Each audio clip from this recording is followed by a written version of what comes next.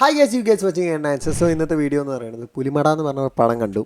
ഈ ഒരു പടം ചെയ്തതാരാണ്? സാജൻ എന്ന് പറഞ്ഞ ആളാണ് ഡയറക്റ്റ് ചെയ്തതും എഴുതിയതും. സംഭവം രസമുണ്ട് കേട്ടോ. ഈ ഒരു പൊതുവേ എനിക്ക് പടം ഒന്നും അങ്ങനെ കണക്റ്റ് ആവില്ല.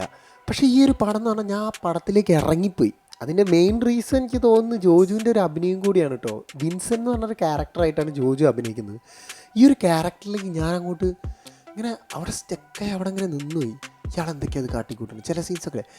ഇയാളെന്തൊക്കെയത് കാട്ടുന്നത്, ഇതെന്തൊക്കെയത്, അങ്ങനത്തെ രീതിയിൽ ജോജു എൻ്റെ മോനെ തകർക്കുക എന്ന് പറഞ്ഞാൽ തകർക്കുക.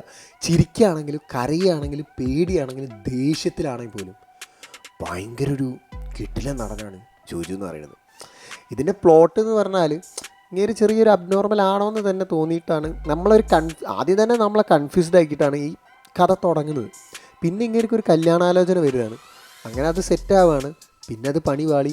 ഫസ്റ്റ് ആ ഡേ കല്യാണം ഫുള്ള് സെറ്റാക്കി, മീൻസ് പന്തലൊക്കെ സെറ്റാക്കി അവിടുത്തെ ഫുള്ള് സെറ്റാക്കി ആ ഡേ പെണ്ണിനെ മിസ്സിങ് ആവുകയാണ്.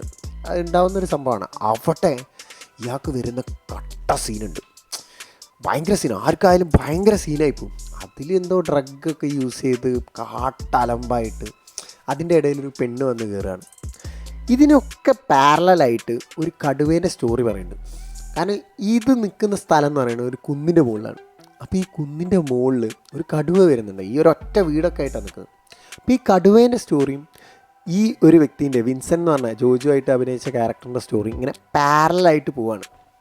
അത് ഭയങ്കര രസമുണ്ട്. ആ പോകുന്ന രീതിയിൽ ഇത് രണ്ടും കണക്ട് ചെയ്തിട്ട് ചെമ്പനുണ്ട്. അതായത് ഈ കടുവേനെയും കണക്ട് ചെയ്തിട്ടും പിന്നെ ഇങ്ങേരും കണക്ട് ചെയ്തിട്ട് ചെമ്പൻ നടുക്ക് നിൽക്കുന്നുണ്ട്. ചെമ്പൻ്റെ ക്യാരക്ടറൊക്കെ അടിപൊളിയാണ്. അപ്പോൾ രണ്ട് പേരും എന്താ പറയുക പ്രേ ആയിട്ട് യൂസ് ചെയ്യുന്നത് പെണ്ണിനെയാണ്. അപ്പോൾ അങ്ങനെ കണക്ട് ചെയ്ത് പോകുന്നുണ്ട്. അത് ഭയങ്കര രസമാണ്. ചില സീനൊക്കെ ഉണ്ട്. ആ സീൻ എനിക്കിങ്ങനെ പറയാൻ പറ്റത്തില്ല, അത് കാണുക വേണം. അപ്പോൾ ആ സീനിലൊക്കെ ഇങ്ങനെ ഭയങ്കരമായിട്ട് കണക്ഷൻ കൊടുക്കുന്ന പോലെ അത് എഴുതിയത് എനിക്ക് ഭയങ്കര ഇഷ്ടപ്പെട്ടു. അത് അടിപൊളിയായി തോന്നി. പിന്നെ കുറേ ഇങ്ങോട്ട് വരുമ്പോൾ ഒരു പെണ്ണിനങ്ങനെ ഭയങ്കര സീനാക്കിയിട്ട് ആ പെണ്ണെന്നെ ഇഷ്ടപ്പെടുക. അതായത് ഭയങ്കര അലമ്പാക്കിയിട്ട് ആ പെണ്ണെന്നെ ഇഷ്ടപ്പെടുക. അപ്പോൾ എനിക്കെന്നെ തോന്നി ഇതെന്ത് സ്റ്റോറിയാണ് ലാസ്റ്റിലേക്ക് വരുമ്പോൾ. പക്ഷെ അതിനുള്ള റിപ്ലൈ ആ റൈറ്റർ തന്നെ ഈ മൂവിയിൽ തന്നെ കൊടുക്കുന്നുണ്ട്. അതെനിക്ക് ഇഷ്ടപ്പെട്ട്. അപ്പോൾ അവിടെ എൻ്റെ ഡൗട്ട്സൊക്കെ അവിടെ തീർന്ന്. പല സീനിലും എനിക്ക് ലാസ്റ്റിലേക്ക് എത്തിയപ്പോൾ എനിക്ക് ഭയങ്കര ഡൗട്ട്സ് വന്നിട്ടുണ്ടായിരുന്നു. പിന്നെ ഞാൻ ആലോചിച്ചപ്പോൾ ശരിയാണല്ലോ, ഇതിങ്ങനെയാണല്ലോ എനിക്ക് പറയാൻ പറ്റില്ല. കാരണം ആ പടം കാണുന്നെ വേണം നിങ്ങൾ. അപ്പോൾ എനിക്ക് പേഴ്സണലി ഈ പടം മൊത്തം എൻ്റെ അഭിപ്രായം പറയുകയാണെങ്കിൽ എനിക്ക് ഇഷ്ടപ്പെട്ടു. പിന്നെ ഇത് എല്ലാവർക്കും കാണാൻ പറ്റുമെന്ന് വെച്ചാൽ എനിക്ക് തോന്നുന്നില്ല ഇത് എല്ലാവർക്കും കാണാൻ പറ്റും. ഇങ്ങനെ ഈ കുറച്ചൊക്കെ 18+ ആണ്. ഇതിൽ കുറേയൊക്കെ ഇങ്ങനെ നടുഭാഗമൊക്കെ എത്തിക്കഴിഞ്ഞാൽ കളി ഇതന്നെ ഉള്ളൂ. അപ്പോൾ കുറേ 18+ വരുന്നുണ്ട്.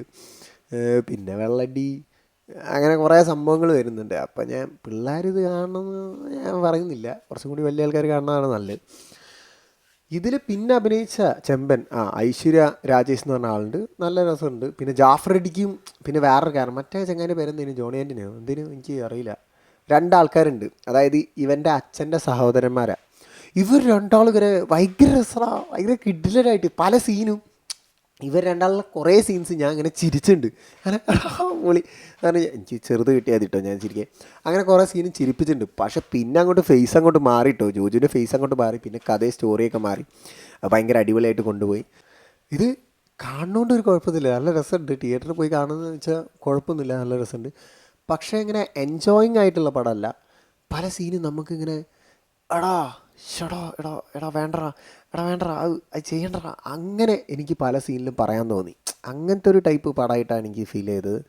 പിന്നെ ലാസ്റ്റ് ഒരു നല്ല രീതിയിലാണ് എൻഡ് ചെയ്യുന്നതും. പിന്നെ ഇങ്ങനെ ഒരു ക്യാരക്ടർ എന്ന് പറയുന്നത് ഈ ഞാൻ പറഞ്ഞല്ലോ ഈ കുന്നിൻ്റെ മുകളിലൊക്കെയാണ്. അപ്പോൾ അങ്ങനെ ക്യാരക്ടർ ഭയങ്കരമായിട്ട് ഇങ്ങനെ തീരെ അഡ്വാൻസ്ഡ് അല്ല.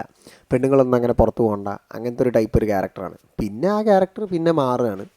പല സിറ്റുവേഷൻ എന്ന് പറഞ്ഞാൽ ഭയങ്കര അലമ്പ് സിറ്റുവേഷനൊക്കെ കഴിയുമ്പോൾ ഈ ഒരു ക്യാരക്ടർ മാറുകയാണ്. ഇങ്ങനത്തെ ഒരു ടൈപ്പ് പടമാണിത്.